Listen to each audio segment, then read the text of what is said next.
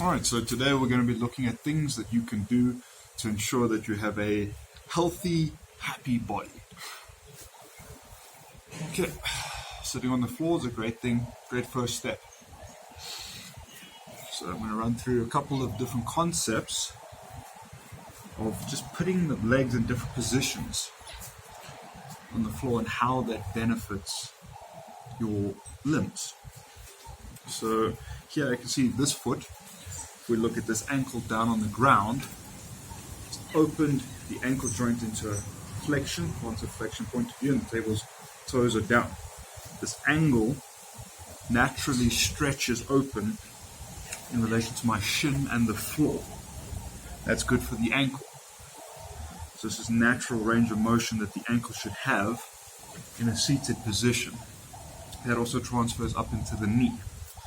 So the force being pulled through here will also stretch open the side of the knee and stretch the quadricep muscles here, as well as some of the other tissue going across the ligaments. Those are some of the main areas. Here you can see this leg, I'm getting a good stretch into the hamstring. You can also get a good stretch into the back. These are things that give a lot of people a lot of trouble.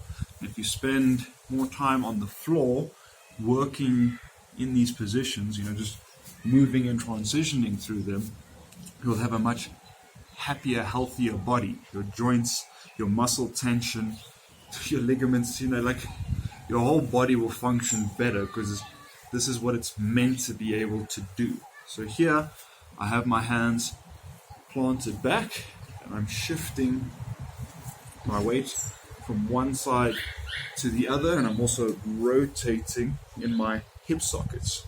So you can see this knee from facing up is facing across and in and is down. I can reverse that position, opening up this hip, opening up the knee over, and the hip is actually rotating in the socket over. You can bring this knee in and across.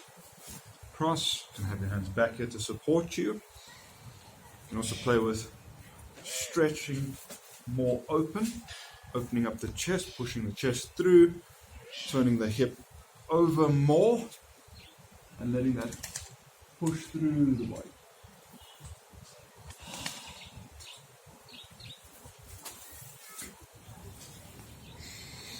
So getting a lot of different, you're getting a stabilization action here.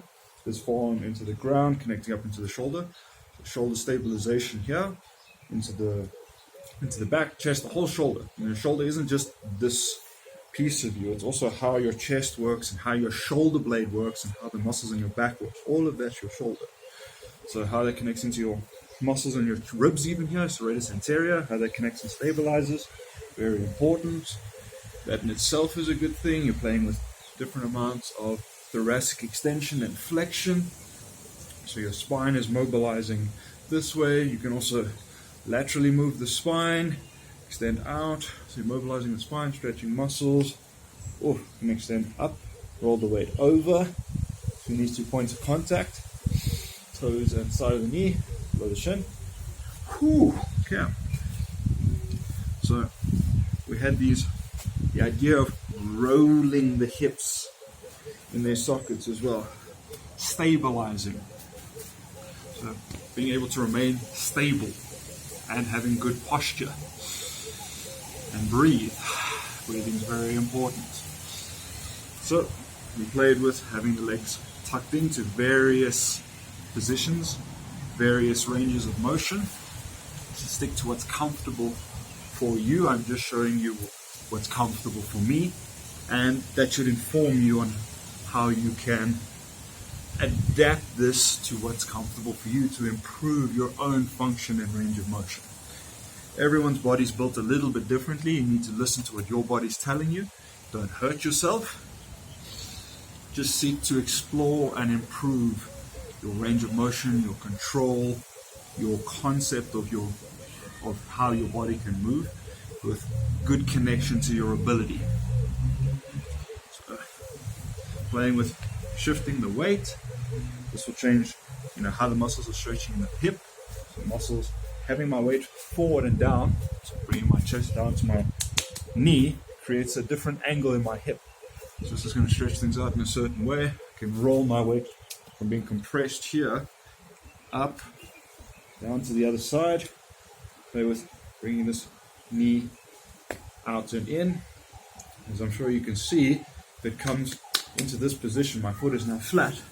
I can actually shift my weight onto this now and start using this to do various things. So you want to be careful that you don't strain the ligaments in your knee, so remain within your ability. But as you can see, I could use the knee then to lift myself. These are things we'll look at in more detail a little bit later. So rolling, bending, switching. Oof, felt this knee and that hamstring. So here I'm just doing some switches, quick switches, to give you an idea. Here I'm trying to get my chest down to that knee. And I'm not forcing anything, I'm working within a range that's comfortable but challenging.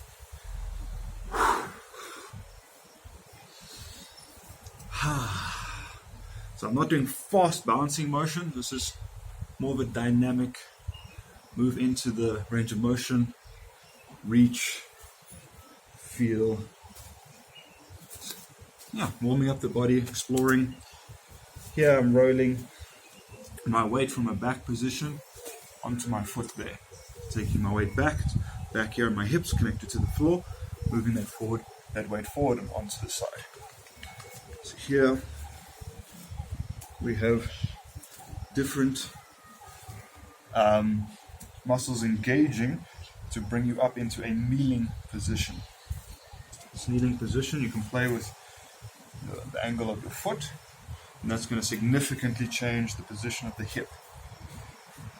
See, turn this over, stretching the front of the leg now. Okay. Switch. So I've got about a 45-degree angle here. This is tucked in. Transferring my weight up into a kneeling position. Here you can have the foot almost 90. You can flex it as much as you can. You can play around with how your foot connects to the floor, and that's going to change, the position of the knee and the position of the hip as well. So stabilization position here. I can turn over. So this is full rotation that way. Switch it. Full rotation the other way. Well, I suppose I could keep going all the way. This is me doing some exploration, playful exploration in my explanation, and also demonstrating how you can move the hips, extend the hips and drive up and through, stabilize on this line, control, push the hips back, counterbalance with the chest, lower the weight down into the floor. So controlled way, so I can shift the weight, push the chest forward, shift the weight forward, pull the weight back. Shift the weight forward, pull the weight back, pull the weight back. It's generally easier to lift this, because if I'm forward to lift this is a lot more challenging than if I use my weight to like tug it back. So you can play with using your weight, counterbalancing, changing legs, building that up, taking the weight all the way through, up and through, into a kneeling position. You can play with the position of the base leg as well. You can see how you've got functional range of motion that connects together in these different positions. Driving, opening, rotating there, playing with the amount of flexion in the leg here. See if I straighten it out, it's going to be more of a hamstring issue. If I'm bending here, then that's flexing more to connect to the floor there. So there's a different connection, joint range of motion and connection happening there because of this. This changes that. You can extend through,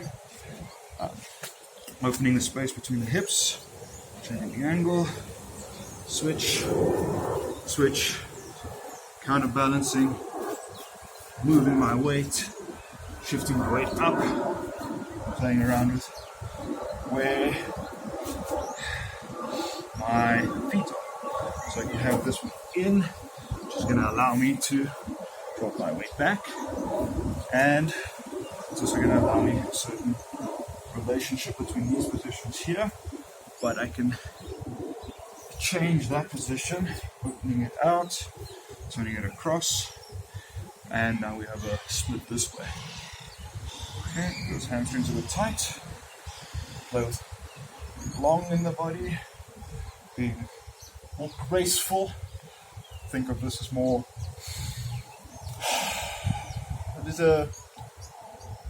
You see it more in like Latin dance and ballet, where there's a very claiming space and openness. You see it in Kung Fu and stuff as well. It's this opening, extended position.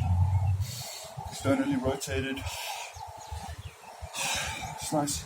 You can play with rotating out, rotating in, and doing different transitions as well. So here I'm bringing this up into the hands and shoulders, which can be done in different positions. Doing both hands simultaneously where they're mirroring each other, changing directions. You can alternate just to get the timing right.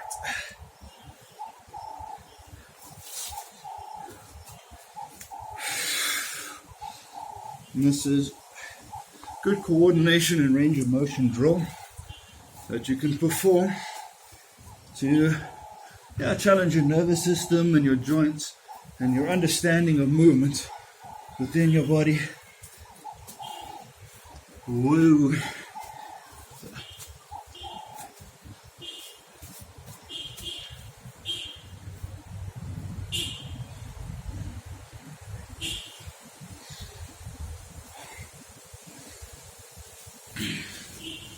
I'm actually going to grab 2 little plates just for demonstration.